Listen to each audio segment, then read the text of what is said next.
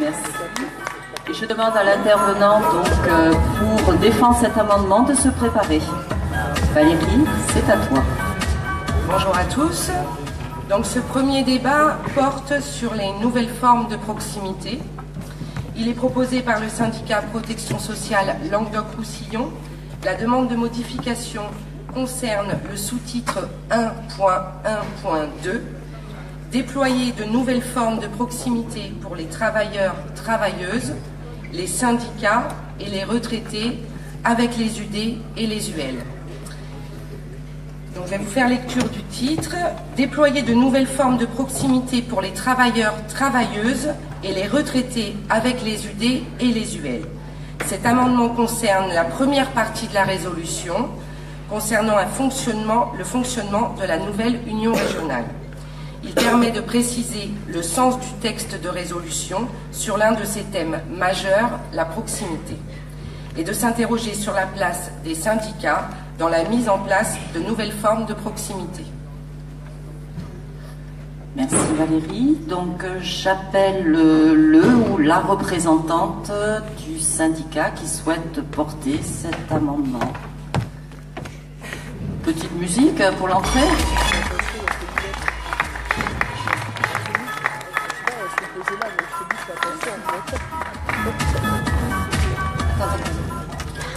Bonjour à tous, Michel Delport du syndicat PSLR. Si je suis ici devant vous, c'est pour vous demander d'intégrer effectivement les mots syndicat au sein de l'article 1.1.2. Comme cela a été rapporté hier lors des débats qui se sont tenus, notre présence à ce congrès est la conséquence de la loi sur la délimitation des régions. Cette loi occasionne les évolutions les plus marquantes pour nos champs professionnels. La première conséquence directe des regroupements des conseils régionaux est la réorganisation du périmètre d'un certain nombre de nos établissements, comme le Césaire, l'ARS et le RSI. Pour exemple, dans notre fédération Protection sociale Travail et Emploi, nos champs travail et emploi ont été immédiatement concernés du fait de deux facteurs qui préexistaient à cette évolution législative en ce qui concerne les politiques publiques entre régions et États. Outre une imbrication de compétences fortes, il y a également des financements partagés. Le domaine de la formation professionnelle continue en constitue un exemple important. Dans le cadre de ces changements de territoire, il est important pour la CFDT de conserver sa personnalité, son âme. Il est essentiel pour notre organisation de continuer de développer la culture du dialogue social et ainsi s'inscrire dans l'évolution progressive de son cadre et de sa place dans notre pays. Cette évolution, faite de grandes étapes et surtout de progrès quotidiens, est aussi celle plus largement du fonctionnement de notre démocratie, avec un meilleur équilibre entre la loi et l'accord négocié, le mouvement de la décentralisation, l'émergence de nouvelles formes de participation citoyenne, la reconnaissance de parties prenantes organisées. Après vous avoir évoqué ces éléments et l'importance du dialogue social, il est temps pour moi de vous rappeler la place du syndicat et le lien qu'il crée dans notre organisation. Et dans un second temps, je voudrais vous exposer en quoi il peut être un modèle pour la proximité. Dans ces articles 1.1.2 et suivants, il est prévu de déployer une nouvelle forme de proximité pour les travailleurs, les retraités, avec les UD et les UL.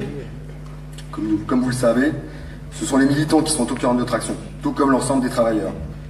Il faut donc penser ensemble et déployer de nouvelles stratégies de proximité pour toucher certaines catégories de salariés et exploiter de nouveaux relais d'opinion, ce qui est l'objet du texte. Avant la fusion des unions régionales, l'organisation et le fonctionnement ne permettaient pas forcément de répondre aux défis du développement syndical et de la représentativité. Au niveau de certaines UD telles qu'elles existent actuellement, la capacité de faire face de manière homogène aux priorités de notre organisation est également une difficulté, notamment pour la mobilisation des ressources militantes. Si l'URI, CFDT Occitanie, couvre un nouveau territoire pour certains syndicats, la photographie est tout aussi étendue pour nous. N'oublions pas que ce sont les syndicats qui, depuis toujours, savent s'adapter aux changements territoriaux. Pour preuve, ils revêtent diverses formes. Ils sont départementaux, régionaux, interrégionaux, voire nationaux. En ce sens, ils n'ont jamais cessé de se développer, de se transformer, d'évoluer. C'est un enjeu primordial que de vouloir travailler ensemble et sur tous les territoires.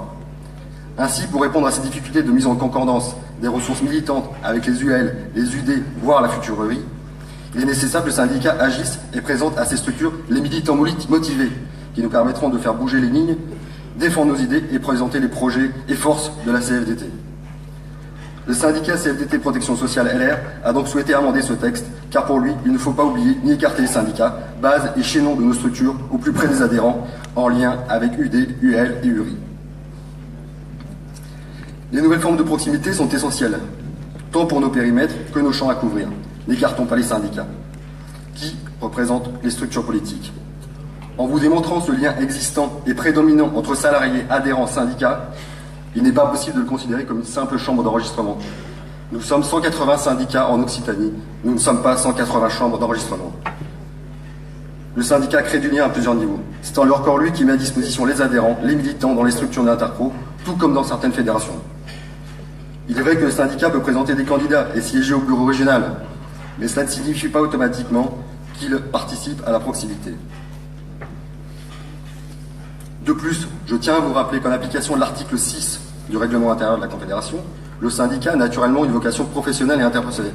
Il est la structure politique de base des unions professionnelles et interprofessionnelles. Il repose sur des sections syndicales d'une même industrie ou secteur d'activité. En application de ce texte, nos adhérents, nos militants s'investissent dans l'entreprise. Mais ils ont du mal à venir et à participer à la vie du syndicat, à s'impliquer, à prendre leurs responsabilités. On voit bien qu'on a tous ces difficultés au quotidien. Il faut donc qu'on soit plus proche d'eux. Nous devons toutes et tous en prendre conscience et avoir une réflexion collective. Donc nous devons penser à ces nouvelles formes de proximité. Cette problématique est connue depuis longtemps par les syndicats. Ceux-ci ont dû y réfléchir, se réinventer pour se développer. Servons-nous de leur expérience, prenons modèle sur eux. Comme je vous évoquais tout à l'heure, les ressorts géographiques de nos syndicats, il ne faut pas oublier non plus toutes les formes de syndicats, effectivement. Même si la plupart des syndicats ont une tendance à être régionale, il existe aussi des syndicats bidépartementaux, interrégionaux, voire nationaux. Que doivent-ils dire de la proximité? Que doivent-ils en penser? Sont-ils associés à ce texte? Je ne pense pas. Puisque nos structures changent de périmètre géographique, ne faudrait-il pas transposer leur fonctionnement dans un souci de proximité? Ne faisons pas table du passé sur les syndicats qui se transforment. Prenons leur expérience. De plus, sachant que les métropoles sont urbanisées, voire périurbanisées, cela modifie encore le paysage au regard des compétences des métropoles et des départements. Il en va de même pour les intercommunalités. Il est évident que c'est autour des 33 bassins d'emploi de notre région que l'interprofessionnel de proximité doit s'organiser, notamment pour mener les débats au plus près des salariés. Car les adhérents ont de plus en plus envie de donner leur avis, d'être consultés. On s'en rend bien compte lorsqu'on va à la rencontre. Moins de verticalité, plus de démocratie participative, c'est faire respirer notre organisation. Oui, toutes les énergies et compétences sont les bienvenues. Pourquoi à l'écriture du texte, les syndicats ne sont pas expérimentalement associés? Avec qui les structures de l'interpro fonctionnent-elles? Ce sont avec nous. Pourquoi une décision de rejet? Nous savons très bien, même s'il y a un rejet de ce texte, les syndicats seront sollicités pour trouver des militants, pour s'investir dans l'interpro. Donc, nous ne dirons pas non. Nous savons très bien qu'il faut travailler ensemble pour une CFDT plus proche des travailleurs et de ses adhérents. Le développement est l'affaire de tous, l'avenir de la CFDT également. Assurer l'avenir de la CFDT et renforcer sa légitimité jusqu'au plan national dépend de notre capacité locale à nous y investir. Car c'est au plus proche du terrain que notre action syndicale débouche sur des solutions pragmatiques, en proximité et à l'écoute des salariés. C'est avec détermination et fierté que nous portons les valeurs de la CFDT. Le syndicalisme d'adhérents porté par notre syndicat nécessite une démarche partagée avec l'organisation. Il te reste 30 secondes. Je vous remercie. Désolé. J'ai bientôt terminé. Donc, comme je vous l'ai dit, notre objectif est de construire un syndicalisme d'adhérents, ayant vocation à respecter et à représenter tous les salariés. Nous devons aller à leur rencontre, faire connaître la CFDT, les inciter à nous rejoindre et à participer à la vie de l'organisation. Le développement incombe à tous, nous en sommes tous comptables. Nous devons créer les conditions d'un environnement propice à la transmission des pratiques, afin que le développement soit au cœur de l'action syndicale renouvelée. De nombreux services proposés par la CFDT sont peu connus de nos adhérents, voire de nos militants. Mieux connaître et diffuser cette offre de services nécessite de renforcer les synergies avec tous les acteurs de la CFDT, ce qui renforce notre demande d'amendement. Nous devons être en capacité de mener en même temps la syndicalisation vers plus de salariés, l'accueil de nouveaux adhérents, la formation, tout en poursuivant la fidélisation de nos adhérents. Ce combat, le syndicat ne veut pas le mener tout seul, bien sûr, il veut le mener avec tous, avec les URI, avec les UL. Mais je suis sûr que mon contradicteur a la même vision des choses. Alors pourquoi nous rayer dans le texte? Je ne suis pas tout à fait d'accord. En tout cas, je vous remercie de m'avoir écouté. Merci.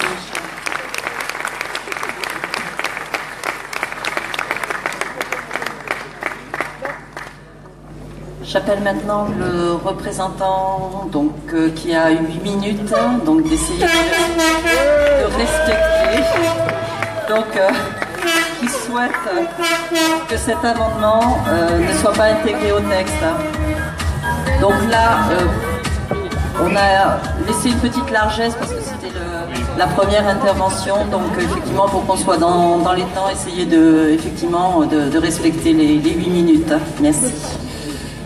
Je pense que je ferai beaucoup plus court. Donc ça sera largement dans les temps.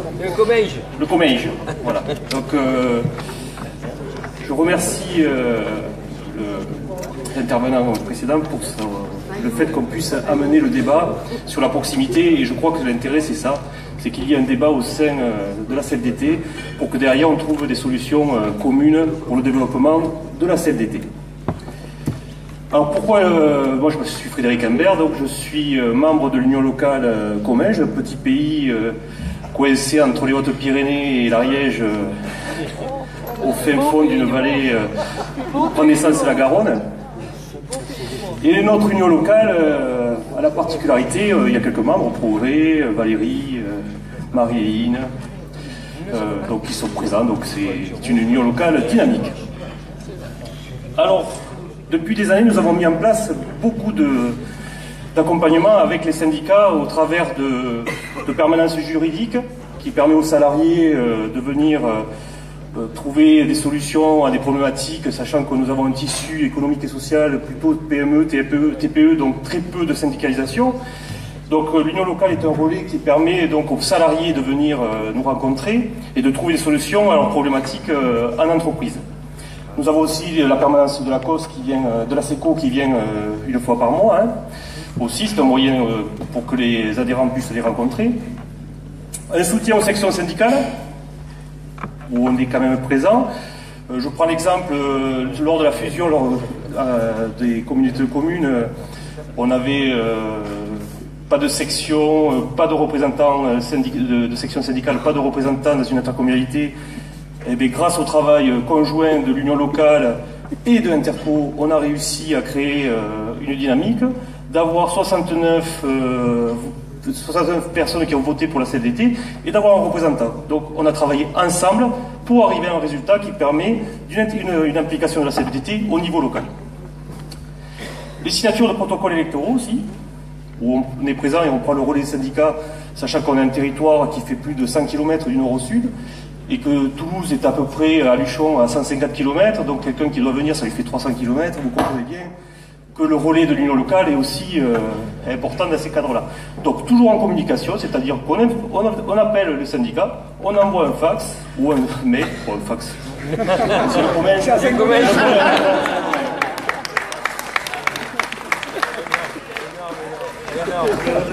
On a arrêté les diligences il n'y a pas longtemps. Alors, donc ce qui a permis toujours en informant les syndicats, de créer les protocoles électoraux et d'être présents. Donc voilà notre travail qui est du quotidien, qui est aussi grâce aux UTR. Voilà, donc il y a des permanences, de l'engagement, et je pense que c'est un rôle d'interaction entre les uns et les autres. Donc le travail de la proximité sert à développer le syndicalisme sur l'ensemble du territoire, sur le champ interprofessionnel. Ce qui a pour effet aussi de créer des sections syndicales, ce que je vous ai dit tout à l'heure, dans les entreprises, et induit ainsi à la structuration du syndicalisme dans la région. Donc si on doit revenir sur le point de l'amendement, je ne pense pas qu'il y ait de contradiction entre les uns et les autres. Je crois qu'on est tous dans la même idée, c'est-à-dire qu'on doit travailler ensemble pour réussir. Et on est plutôt sur de la rhétorique, mais l'intérêt c'est toujours le syndicalisme, la syndicalisation, le fait qu'on soit présent sur les territoires, le fait qu'il y ait des relais, qu'on ait une maison commune, parce que l'union locale, c'est une maison commune où toutes les sections peuvent se rencontrer, discuter, débattre et avancer ensemble. Donc ça, c'est intéressant d'avoir aussi cette proximité et que les unions locales sont là pour ça. Donc je terminerai là-dessus en disant que moi je suis un pyrénéiste, mon père était pyrénéiste, et dans les lignes de crête, quand on est encordé, Si tu tombes, je tombe. J'ai dit.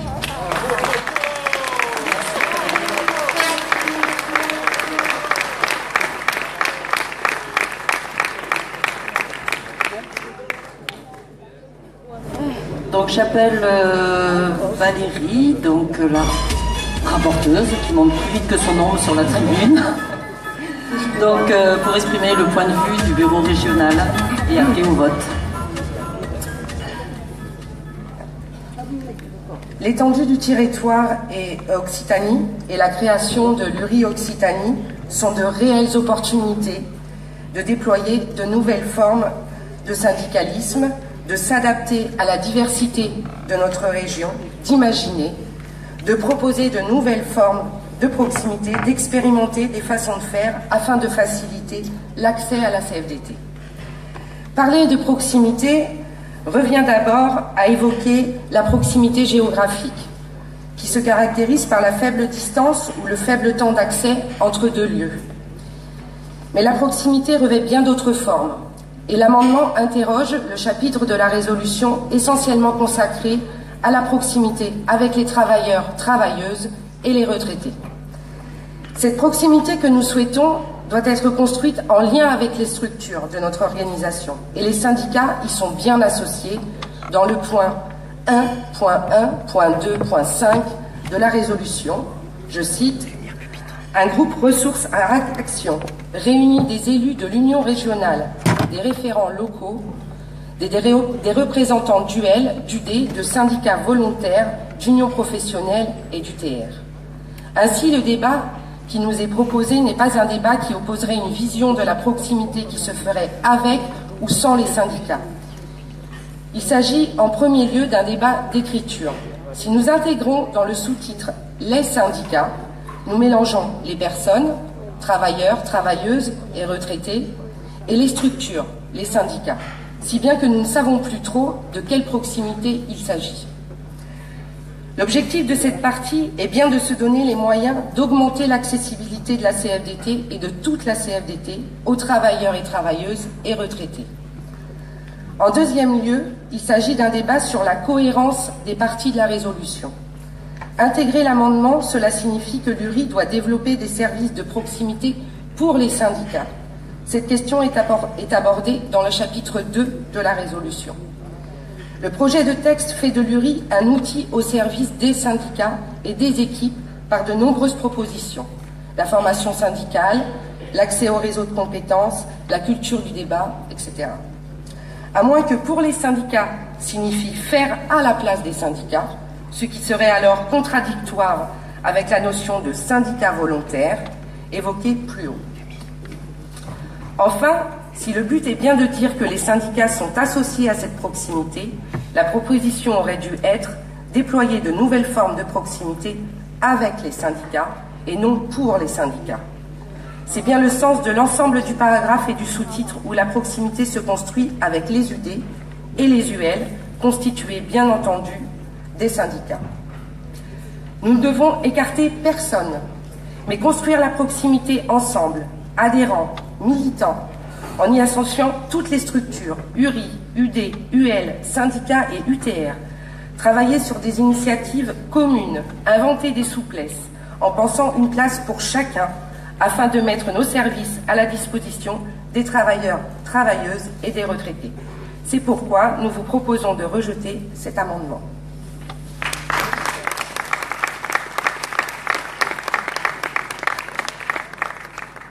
Valérie. Donc nous allons procéder au vote pour ce premier amendement et pour cela j'appelle la sublime rapporteuse de la commission des votes, donc Yvette.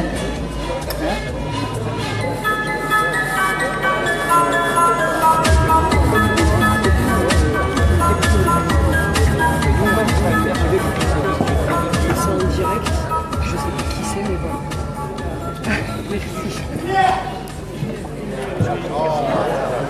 Ah voilà. Ouais mais j'ai arrêté pas de l'envoyer des SMS putain.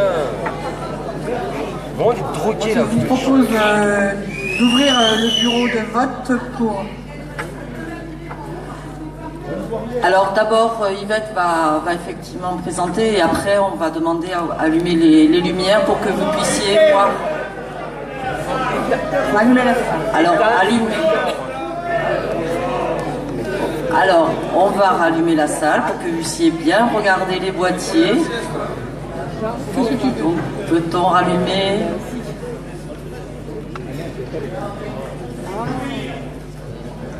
Ah, d'accord.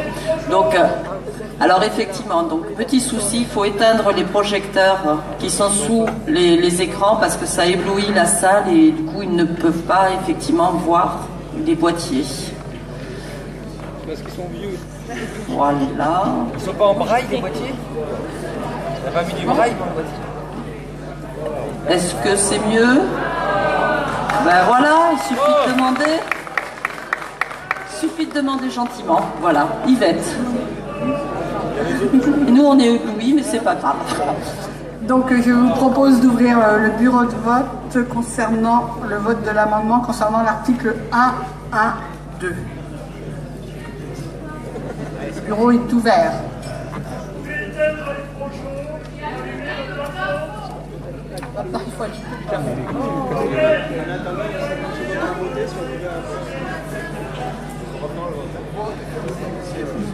La régie essaye de se débrouiller pour effectivement avoir une meilleure luminosité, mais c'est difficile de jongler entre les différentes lumières. Hein. Comprenez que c'est pas évident aussi. Donc à la rigueur, vous pouvez aussi vous déplacer si vraiment vous ne voyez pas.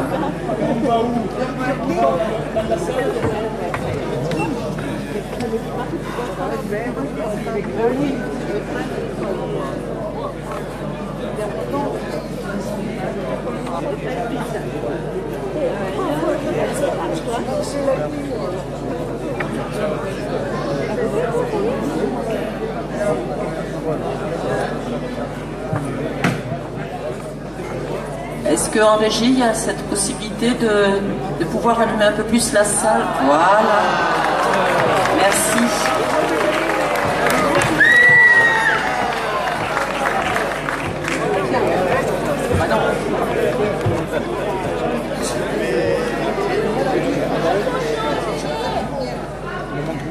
On va refaire le vote.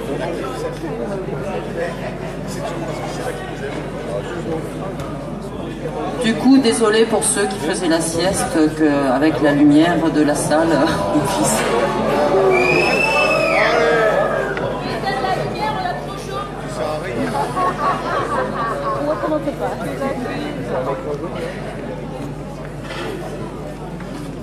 Alors, petit souci technique, donc puisqu'il faut des changements de batterie, etc., donc ça se recharge.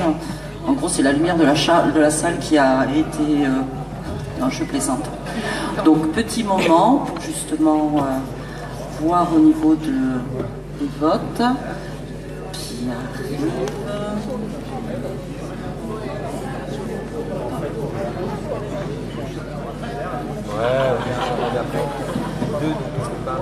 Le lien va être bientôt fait.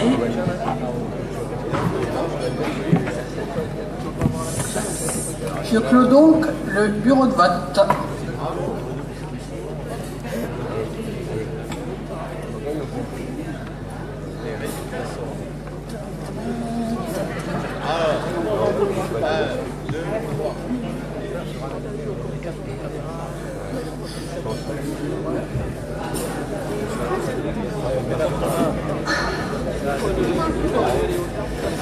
Allez, c'est le premier, le deuxième, ça marchera pile poil et avec beaucoup de réactivité.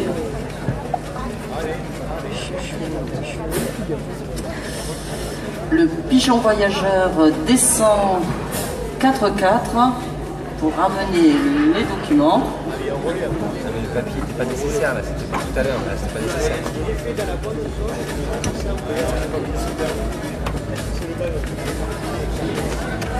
Remise du pli par l'huissier. Yvette. Donc je vous rappelle, on a 39 783 voix des présents et représentés, nombre de voix exprimées 37 242, nombre de voix non exprimées 2541, pour 12 957 voix, contre 24 285 voix, abstention 1740 voix. Donc l'amendement est rejeté à 65,21%.